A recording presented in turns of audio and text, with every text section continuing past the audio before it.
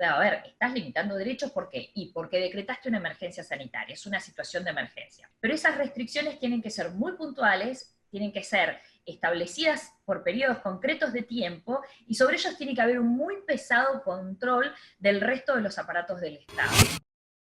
En la medida en la cual las medidas que valga la redundancia, las medidas que se propusieron en un primer momento frente a un patógeno desconocido eran medidas que se llaman medidas no farmacológicas, ¿no es cierto? Medidas de intervención no farmacológica, es decir, el aislamiento social obligatorio, el cierre de fronteras, todas estas medidas implican fuertes restricciones de derechos y libertades.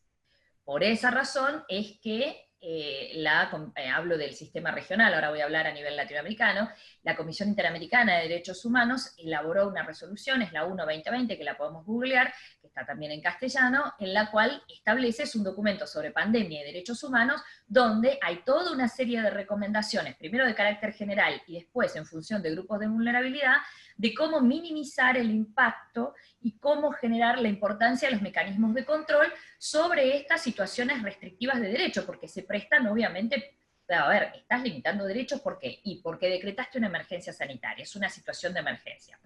Para las situaciones de emergencia, ¿es posible restringir derechos? Sí, pero esas restricciones tienen que ser muy puntuales, tienen que ser establecidas por periodos concretos de tiempo, y sobre ellos tiene que haber un muy pesado control del resto de los aparatos del Estado, cosa que no estamos viendo. Es decir, nosotros vemos que estas restricciones se han dado en todos nuestros países por decreto, es decir, por medidas presidenciales, de orden del Ejecutivo, y que el Legislativo y el Poder Judicial prácticamente no están trabajando.